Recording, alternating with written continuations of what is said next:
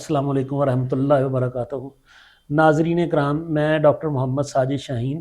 آج کے پروگرام میں ہمارے ساتھ ہیں حکیم اکبر علی خان صاحب، جو کہ ایک الحمدللہ معروف معالج ہیں اور ہمیں صحت کے لحاظ سے بہترین طبی مشورے دیتے ہیں، اور ان کی ہر بات میں بہترین افادیت موجود ہے، بشرطے کہ اس پہ غور کر کے توجہ سے اور اس کو عمل میں لایا جائے۔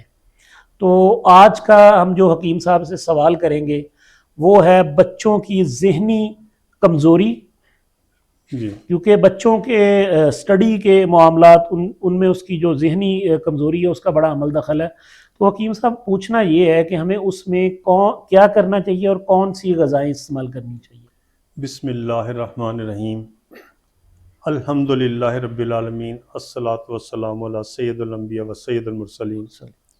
ناظرین اکرام، فی زمانہ چھوٹے بچوں کو اگر ٹیسٹ کروائے جائیں تو آئرن، کیلشیم، وٹامن، خاص طور پہ وٹامن ڈی کی کمی ضرور آ جاتی ہے۔ ایسے ہی بالکل، یہ اس چیز کی نشاندہی ہے کہ کئی نسلوں سے ہمارے کھانوں کی غذائیت کم ہو رہی ہے۔ بالکل ایسے، دودھ میں کیلشیم کم ہو رہی ہے، سبزیوں میں آئرن کم ہو رہا ہے۔ اس کی وجہ یہ ہے کہ ہم نے دودھ کی مقدار بڑھا لی ہے، سبزیوں کی پیداوار بڑھا لی ہے، اس کی مقدار بڑھ گئی ہے، اس کی غذائیت نہیں بڑھی۔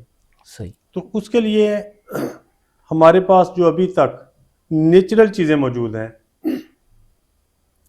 وہ چند ایک چیزیں، اس کو علیحدہ بھی استعمال کیا جا سکتا ہے، مکس بھی کیا جاتا ہے۔ جی جی، سر فہرست سونف اس سلسلے میں بادام سے بھی زیادہ افادیت والی چیز ہے، زبردست، اور اس کا طریقہ یہ رکھیں کہ اس کا مغز نکال لیا جائے، اچھا، کہ اس کو جیسے کنڈی میں پرانے طریقے سے ہلکے ہاتھ سے بریک کرنا، جی جی، کوٹے بغیر، ہوں، اس کو پھر چھانٹنا، چھاننا، اس کا اوپر والا چھلکا اتر جاتا ہے۔ جی جی، آپ یہ دیکھو کہ ایک پاؤ سونف میں سے بمشکل 100 گرام اس کا مغز نکلے گا، مغز نکلتا ہے، یعنی صحیح۔ اگر ہم تھوڑی مقدار میں بھی وہ مغز کھلا دیں گے تو افادیت پوری ہوگی۔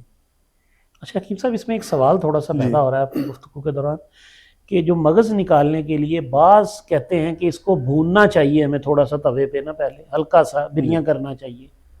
بالکل صحیح ہے، اس سے جو چھلکا ہے وہ تھوڑا سا خشک ہو کے، ڈرائی ہو کے آسانی سے اتر جائے گا، بالکل صحیح ہاں بات، بالکل، ٹھیک یہ ہے، اچھی بات ہے ٹھیک ہے، کہ ہلکا سا اسے ڈرائی کر لیں، اسے خشک کر لیں، اسے بھون لیں، صحیح، ہلکا سا اسے سیک لگوا لیں، ہوں، تو اس سے وہ اس کی افادیت میں کوئی کمی نہیں آئے گی۔ اچھا اچھا اچھا، اچھا، باقی جو چیزیں ہیں اس میں بادام اور اخروٹ سر فہرست ہیں۔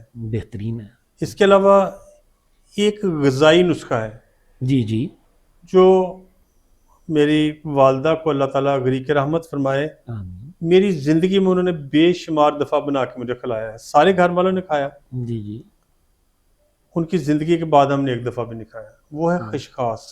زبردست، خشخاش کڑی کی طرح پکائے جانا، اور آفرین ہے ان پر، اللہ تعالیٰ ان کے درجات بلند فرمائے، آفرین ہے ان پر۔ کبھی انہوں نے یہ نہیں کہا کہ آپ انہیں بنانے میں میری مدد کریں، خود بیٹھ کر رات کو خشخاش بھگو دینی صاف کر کے، پھر اسے کنڈی میں جیسے سردائی بنائی جاتی ہے اچھا اچھا اچھا، ایسے انہیں گھوٹنا، پھر اسے پکانا، صحیح، اور سردائی کو پکانا، اس میں صرف خشخاش ہوتی تھی۔ اچھا، اس میں حکیم صاحب میں نے یہ دیکھا گھوٹنے کا ہی کمال ہے۔ ہم نے بھی اللہ غریق رحمت کرے اپنی والدہ کے بعد ایک مرتبہ بنائی تو وہ اس کی گھٹائی نہیں صحیح ہوئی، جس کی وجہ سے اس کو وہ جب دانتوں کے نیچے آتی تھی نا، جیسے ریت نہیں، وہ اس طرح پھر نا کراہت سی محسوس ہوتی تھی کھانے میں نا۔ میرے خیال میں اگر اس کو اچھے طریقے سے گھوٹ لیا جائے تو پھر اس کی صحیح افادیت۔ گھوٹنے سے زیادہ یہ دھونے کا عمل ہے، اچھا کہ خشخاش کو جب دھویا جاتا ہے نا تو ریت نیچے بیٹھ جاتی ہے، اچھا اچھا، اس کو 2-3 پانی دھوتے ہیں۔ اور مجھے اچھی طرح یاد ہے کہ میں نے ایک دفعہ امی کی ہیلپ کے سلسلے میں نے کہا، ماں جی لاؤ میں خشخاش ہو دینا، نہ بیٹا ریت ویچ ہی رہ جائے گی۔ اور میں نے پھر بیٹھ کے دیکھا کہ انہوں نے بڑے اچھے طریقے سے دھونے کے بعد اوپر سے نتھاری ہوئی خشخاش لے لی، اچھا اوپر سے اتار لی، اوپر سے اتار لی۔ ٹھیک ہے ٹھیک ہے، جب تھوڑی سی خشخاش نیچے رہ گئی ہے، پھر اسے دوسرے برتن میں ڈال کر بالکل آہستگی سے جب الگ کیا، اب یقین کریں تقریباً آدھا کلو خشخاش میں سے 1 بڑا چمچ کھانے والا ریت نکلی. زبردست. یعنی یہ اس کے دھونے کا کمال ہے. صحیح بات ہے. ہاں جی. بالکل شاید آج کل کوئی ایسی چھنیاں موجود ہوں، میرا نہیں خیال کہ ایسا کچھ ہو، وہ دھونے سے ہی صاف ہوگی. بالکل صحیح. کہ رات کو اسے دھونے کے بعد بھگو دیں، صبح پھر وہ اتنی نرم ہو جاتی ہے کہ آسانی سے گوٹی جاتی ہے. اچھا، کیا ریت وہ ململ کے کپڑے سے یا کسی ایسی چیز سے نکل سکتی ہے؟ میرا خیال ہے کہ جتنی موٹی ریت ہے اتنی موٹی خشخاش ہے، صحیح صحیح تو صحیح. وہ مشکل ہو جائے گی نکلنے. اچھا، وہ نیچے جو بیٹھ جاتی ہے وہ کوشش کرنی چاہیے اوپر سے ہو. ہاں، اپنے ہاتھوں سے خشخاش کو چلو بھر بھر کے علیحدہ نکال لیں. جب صحیح. نیچے تھوڑی سی خشخاش رہ جائے آپ غور کریں، اس میں زیادہ مقدار میں ریت ہوگی. آپ پرات میں ڈال کر آہستہ آہستہ دونوں کو الگ کر لیں، ریت بالکل الگ ہو صحیح. جائے گی بالکل اور صحیح. خشخاش الگ ہو جائے گی. الگ ہو جائے گی. بالکل صحیح. تو خشخاش کو کڑی کی صورت میں پکانا، پہلے اسے گھوٹ کے بالکل دودھ کی طرح بنا لینا. اس کے بعد سادہ سا دیسی گھی، پیاز، ان کا تڑکا بنانا ہلکی مرچ وغیرہ ڈال کے، تو وہ اس میں ڈال دینا. بالکل تو وہ صحیح. کھانے میں بڑی لذیذ ہوتی تھی صحیح بات ہے. اور افادیت میں اس کا کوئی چیز ثانی نہیں ہے. تو اگر یہ چیز بنا لی جائے کہ مہینے میں 1 آدھ دفعہ بچوں کو بنا کے دی جائے تو ذہنی نشو و نما کے لیے بہترین چیز. انتہائی بہترین ہے. صحیح بات. کہ بادام، اخروٹ، خشخاش، لیکن ان میں سب سے اہم چیز ہے وہ سونف ہی کی افادیت ہے کہ وہ معدے کو بھی ٹھیک رکھتی ہے اور دماغ کی طاقت کے لیے، نظر کی طاقت کے لیے انتہائی مفید ہے. صحیح. اچھا حکیم صاحب، تھوڑا سا ہمیں یہ بتائیں کہ ابھی بات آپ نے کی ہے غذائیت اور ذائقے کی. جی. اچھا، لذت کی. ہمارے یہ ہو رہا ہے بدقسمتی سے، جہاں تک میں سمجھ پایا ہوں، کہ ہمارے 90% زور دیا جاتا ہے چیز کو لذیذ بنانے میں، جی. اور ہم لذیذ بنانے کے چکر میں اس چیز کو اتنا پکاتے ہیں کہ وہ اس کی وٹامنز، اس کی بہت ساری چیزیں بالکل صحیح. ضائع ہو جاتی ہیں بالکل صحیح. کوکنگ کے دوران ہی. بالکل صحیح. اچھا، افادیت جو طبی اس کی افادیت ہے، وہ میرے خیال میں ہمیں 90% اس کا خیال کرنا چاہیے اور 10% اس میں لذت کا خیال کرنا چاہیے. اس کے لیے ایک ایسی بات میں کرنے لگا ہوں جی. جو اتھینٹک ہے اور آپ اس کا تجزیہ کر سکتے ہیں. جی جی ہمارے ملک میں تیار کیا جانے والا گھی اور کوکنگ آئل جی جی جی باہر سے کیوں آتا ہے؟ اس لیے آتا ہے کہ وہ لوگ اس میں صرف ایک دفعہ چیز فرائی کرتے ہیں صحیح. مناسب ٹمپریچر پہ. بالکل صحیح. حقیقت یہ ہے کہ آئل کوئی بھی ہو، زیتون کا تیل ہو، سرسوں کا تیل ہو، جب اسے تیز آنچ پر زیادہ مقدار میں پکایا جائے، مسلسل پکایا جائے، مسلسل پکایا جائے تو کولیسٹرول ہی بن جائے گا. پھر بالکل اس کی صحیح. افادیت تیل والی نہیں رہے گی. ہوں. میں نے مختلف علاقوں کا، مختلف ممالک کے سفر میں یہ دیکھا ہے کہ پاکستان، انڈین اور بنگالی، ان لوگوں کے علاوہ باقی لوگ اکثر اوقات اپنے کھانوں میں چکنائی کا استعمال کم کرتے ہیں اور قدرتی چکنائی کے قریب رہتے ہیں. بالکل صحیح بات ہے. کہ اگر انہوں نے کھانے میں چکنائی کا استعمال کرنا ہوتا ہے تو اس وقت کرتے ہیں جب وہ کھانا کھانے لگتے ہیں. کہ روغن زیتون یا اصلی گھی شامل کرنا ہے تو صرف اتنے ہی مقدار میں، اتنے کھانے میں، گرم گرم کھانے میں تھوڑی سی اس کی مقدار ڈال لیں. اور میں ان لوگوں کو دیکھ کے کہ یہ فطرت کے قریب تر ہے، افادیت ختم نہیں ہوئی اور اس کی صحیح افادیت ہمیں ملتی ہے.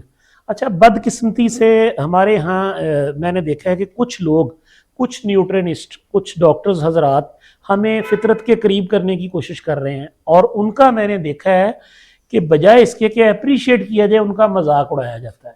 کیونکہ وہ نوجوان نسل اسے سمجھ نہیں پا رہی کہ یہ جیسے ایئر فرائر ہے، وہ طبی لحاظ سے بہترین چیز ہے، اس میں چکنائی کا صرف 10% یا 5% استعمال کیا جاتا ہے، یا زیادہ سے زیادہ 15%، اور باقی چیز وہ ایئر فرائر میں بہترین طریقے سے کوکنگ بھی ہوتی ہے اس کی، اور وہ چیز گلتی بھی نہیں بہت زیادہ، بلکہ پکتی ہے اور بہترین فائدہ مند ہے، اور وہ پوری اندر تک پکتی ہے. ہاں جی. آپ غور کر لیں کہ تیز تلائی میں باہر سے چیز ایک طرح سے جل جاتی ہے، اس کی وہ لذت شاید مسالوں کی وجہ سے یا پتہ نہیں کیا ہے، وہ ایک الگ ایشو ہے.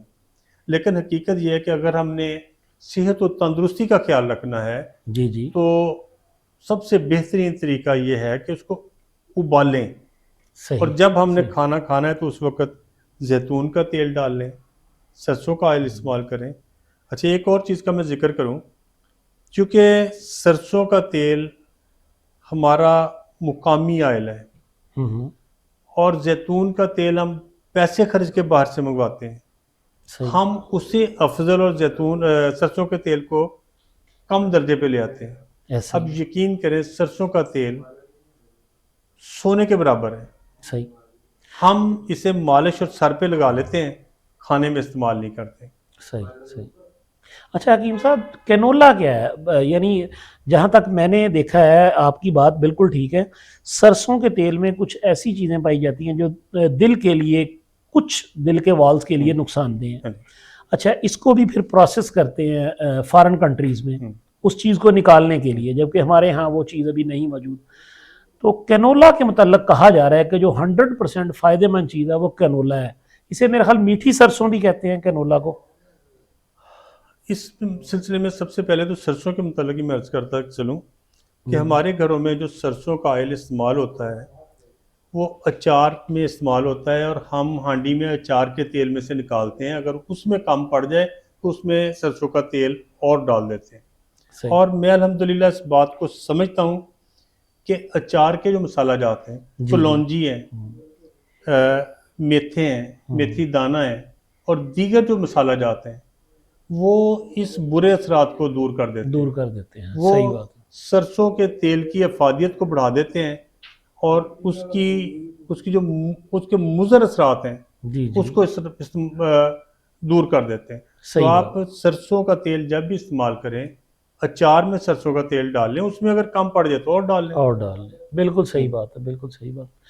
ناظرین کرام، جیسا کہ آپ نے حکیم صاحب کی گفتگو سنی ہے، آپ کو میں الحمدللہ ان کی گفتگو سے میں نے بہت ساری جو میں نے محسوس کیا ہے کہ ہم جن چیزوں کی افادیت ہم لے سکتے ہیں، اگر ہم ان کی افادیت بھی نہ لے پائیں تو یہ ہماری بدقسمتی ہوگی. تو ہمارے پاس اللہ تعالیٰ کے فضل سے زرخیز ملک ہے ہمارا، بڑے اچھے لوگ موجود ہیں، صحیح مشورے اور صحیح لائن ہمیں دینے والے. بس ہمیں کرنا یہ ہے کہ ان کی باتوں کو توجہ سے اور غور سے سننے کے بعد اس میں سے ہم نے دیکھنا ہے کہ ہمارے لیے جو بہترین اور فائدہ مند نفع بخش باتیں ہیں ہمیں ان کو اپنے عمل میں لانا چاہیے.